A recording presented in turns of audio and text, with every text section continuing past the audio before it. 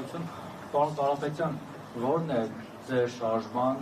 եւ մեր ձևով շարժման օրակարգը, դուք որպես ընդդիմադիր ուժ եւ շարժում, ինչ օրակարգ եք թելադրում, որպեսզի եւ ընդդիմադիր դաշտը եւ իշխանությունը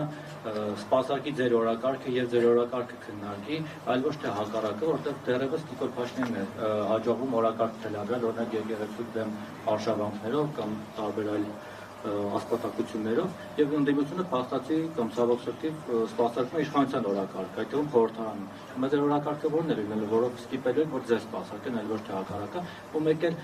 այն հետաքրքիր ակցիաները ասեմ կամ չգիտեմ որ դուք իրականացնում եք օրինակ տաքսի վարել կամ չգիտեմ այլ ինչ-որ տեսալովակներ եք ցուցադրում, այդ ամեն ինչի իդեան որտեղ է գտնում, դուք եք ձեր գլխում եք այդ իդեաները ծագում, թե թիմով ինչ-որ նյուզմեյքեր ունեք, որոնք ովքեր որ ձեզ խորհուրդ են տալիս, որտեղ իշխանության կողմից շատ է քննադատության եւ նաեւ ծաղրի արժանանում։ Շատ լավ։ Առաջի հարցը կապված էր օրակարգի հետ։ Ճիշտ եք, եկեղեցու դեմ այս պրոցեսները, արձակումները դա իշխանության օրակարգն է եւ մենք ստիպված ենք արձագանքել այդ օրակարգին։ Բայց նաեւ սա փորձ է շեղել Հայաստանում տեղի ունեցող իրական խնդիրներից։ Ես ասեմ ձեզ մի քանի խնդիր Հայաստանում, որ կարող է հոդվածների համար գեղեցիկ չընչի, բայց մեր երկրի համար շատ կարևոր է դա։ Դա առաջինը, ինչպես այսօր մեր հայտարարության մեջ նշեցինք, համատարած աղքատությունն է մեր երկրում, որը ի տարբերություն Վրաստանի վերջի 7 տարվա ընթացքում համարյա չի փոխվել, իսկ Վրաստանում 2 անգամ ձեր երկրորդ կարգացիության երկրում երկու անգամ իջել է։ Ծնողներ։ 2 անգամ իջել է Վրաստանում։ Վրաստանում նույն կառավարման, լավ կառավարման արդյունքում։ Հայաստանում չի իջել 7 տարի Պարտքը պետական կրկնապատկվել է, աղքատությունը չի իջել։ Շիրակի մարզը, Լորվա մարզը, Գեղարքունիքի մարզը, երբ մենք գնում ենք մարզեր եւ տեսնում ենք ինչ է կատարվում այնտեղ, հետո մի քիչ ծանրացած մարդկանց հաղորդում ենք, ասում են նոր իմացաք, որ այդքան վատ է, նոր իմացանք։ Որ այդքան վատ է, որ այն աշխատանքը, որ մեզ ցույց են տվել, չկա այդ աշխատանքը, նոր իմացանք։ Երևանում դեռ շարժ կա, բայց օրինակ Սիսիանում որտեղ գնացել էինք, այդ ուղղակի ես հիշում եմ գյուղի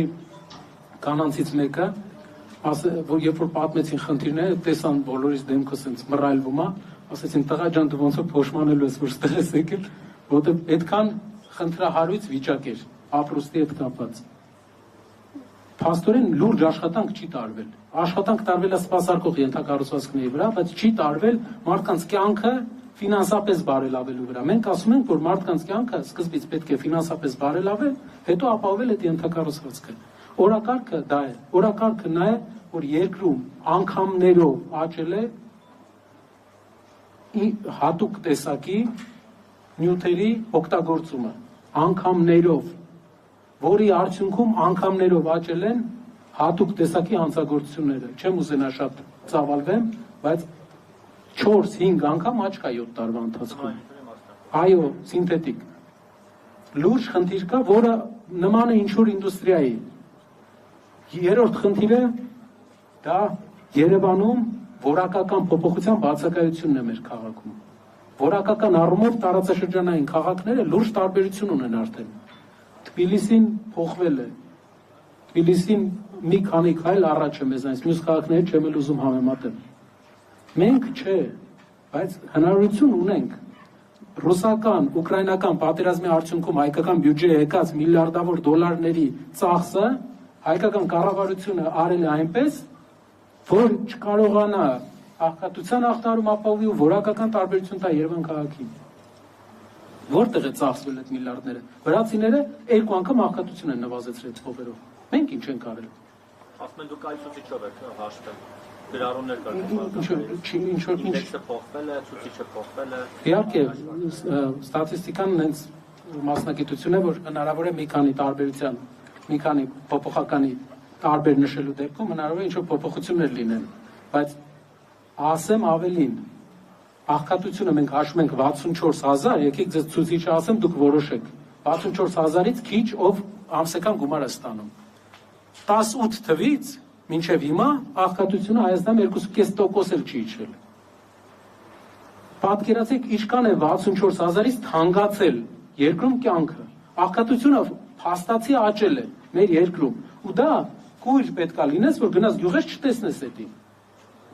Օրակարգներ շատ կան երկրում։ Դրա համար զարմանալի է, թե ինչ օրակարգի վրա են իրանք աշխատում։ Մենք ներկայացնելու ենք եւ ամեն օր ներկայացնելու ենք դա։ Ինչը վերաբերվում է տաքսի վարելուն։